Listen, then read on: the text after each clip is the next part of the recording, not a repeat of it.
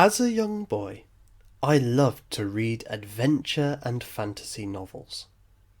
Over many years, stories like Tarzan of the Apes, Treasure Island, and The Prisoner of Zenda thrilled my growing imagination.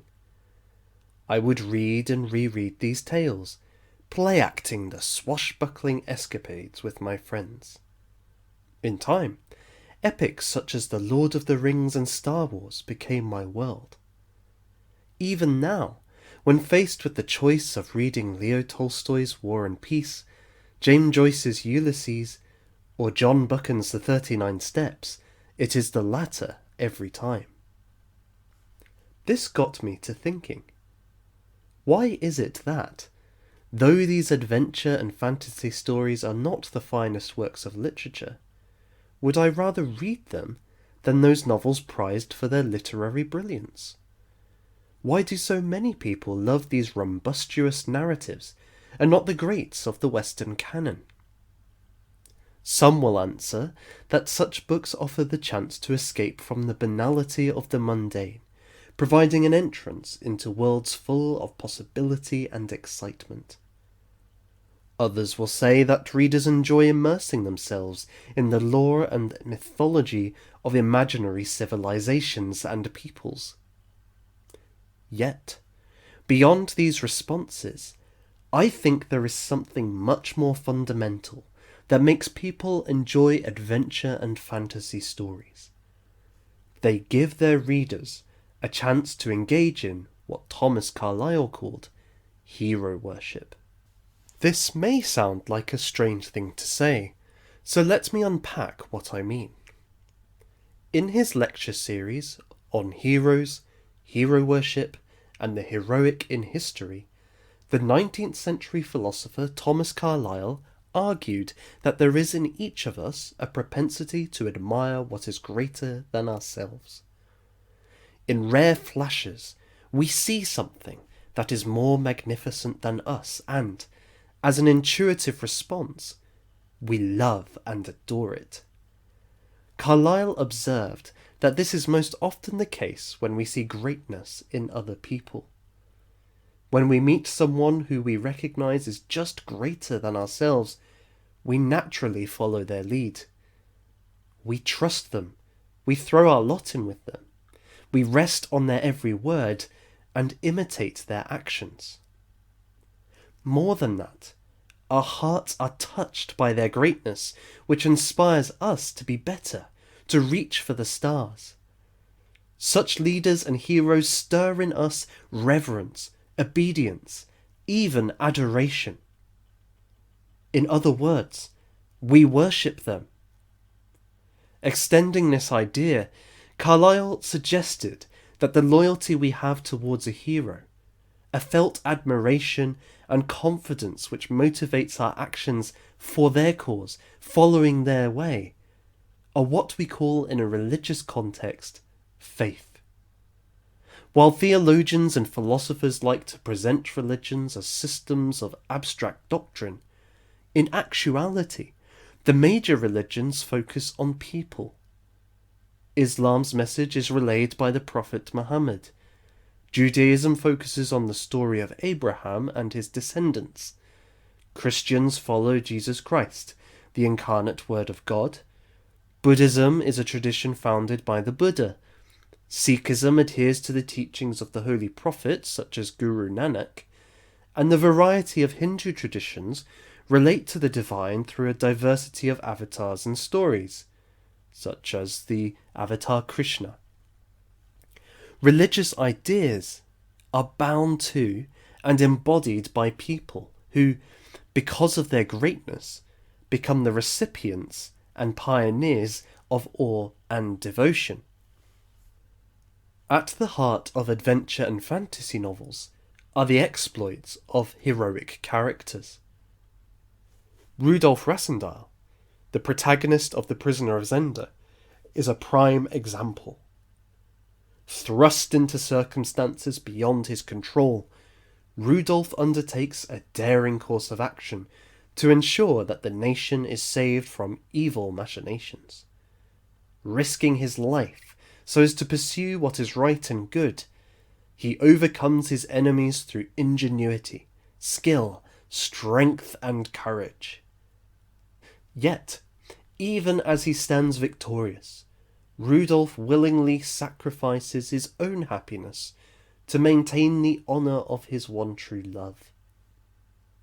Heroes like Rudolph and Tarzan may, in their own ways, be derivative of that great character who stands at the beginning of the English literary tradition, Beowulf.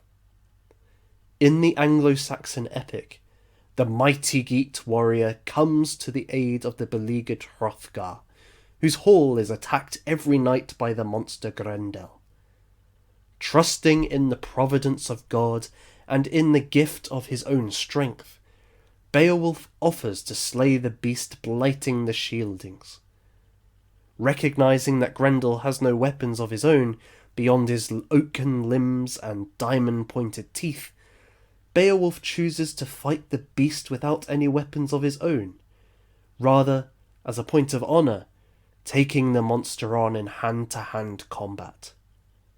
Marshalling his bravery and power, the warrior broke Grendel's body, slew his wicked, foul mother, and freed the people from their brooding malice.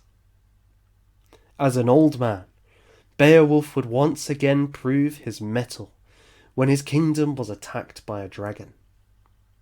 The ancient king confronted the serpent and gave his life to quench its fiery terror. By telling stories about heroes, fantasy and adventure novels provide their readers with opportunities to witness and participate in hero worship. An illustration of this can be found in The Lord of the Rings: The Two Towers. Aragorn, Legolas and Gimli are pursuing across the plains of Rohan a party of Uruk-hai, who have kidnapped their hobbit companions Merry and Pippin. They have been intercepted by Rohirrim knights led by Eomer, nephew to the king. The young captain of Rohan, after a verbal exchange that almost leads to blows, challenges the party to explain who it is that they serve and by what right they hunt orcs in foreign lands. As the leader of the group, Aragorn responds in the following passage. "I serve no man," said Aragorn, "but the servants of Sauron I pursue into whatever land they may go. There are few among mortal men who know more of orcs, and I do not hunt them in this fashion out of choice. The orcs whom we pursued took captive 2 of my friends. In such need, a man that has no horse will go on foot, and he will not ask for leave to follow the trail.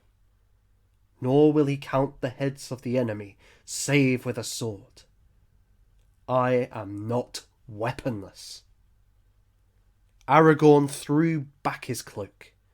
The elven sheath glittered as he grasped it, and the bright blade of Andúril shone like a sudden flame as he swept it out. "Elendil!" he cried. "I am Aragorn, son of Arathorn, and am called Elessar, the Elfstone, Dúnadan, the heir of Isildur, Elendil, son of Gondor.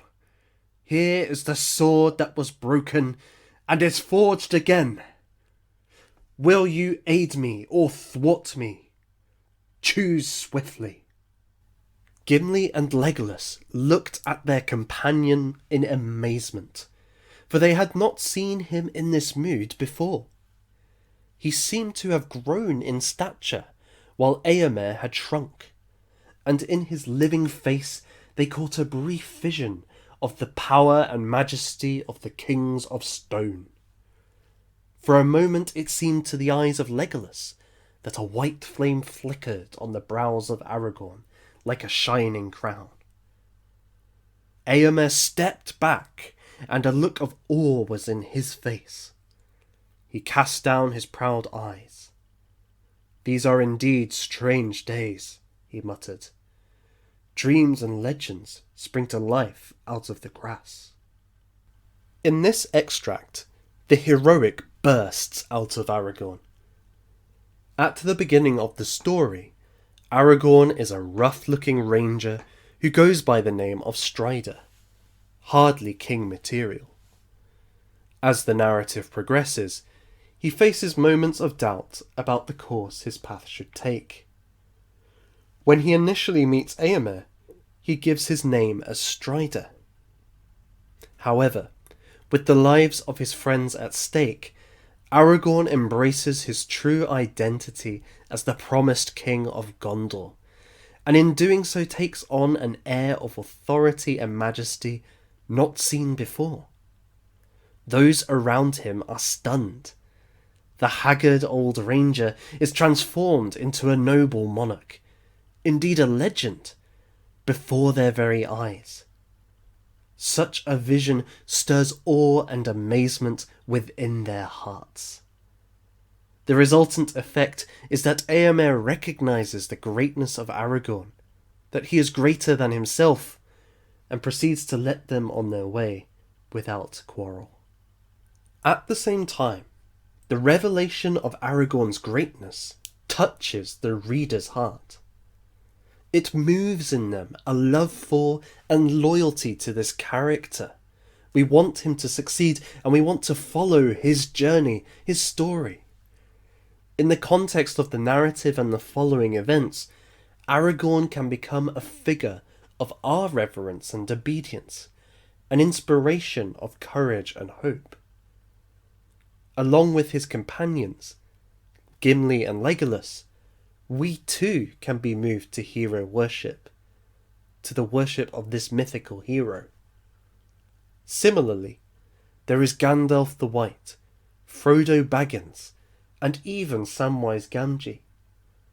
Each have moments in The Lord of the Rings within which their greatness is revealed and draws the audience to love and idolize these fantasy figures.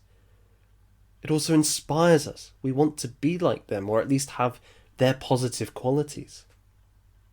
The same could be said of Tarzan, Rudolf Rassendahl, Beowulf, and more. They inflame our hearts with passion that courses through the fibres of our souls. The texts give us a chance to see the heroic and revere it, something often lost or deconstructed in 21st century postmodernity. They awaken in us and satisfy a deep yearning to adore and trust a hero. In so doing, fantasy and adventure novels train their readers to perceive and distinguish the heroic from the villainous, while offering an opportunity to feel what one ought to feel towards greatness. A good novel trains its reader in the art of hero worship. And that, fundamentally, is why I love the genre.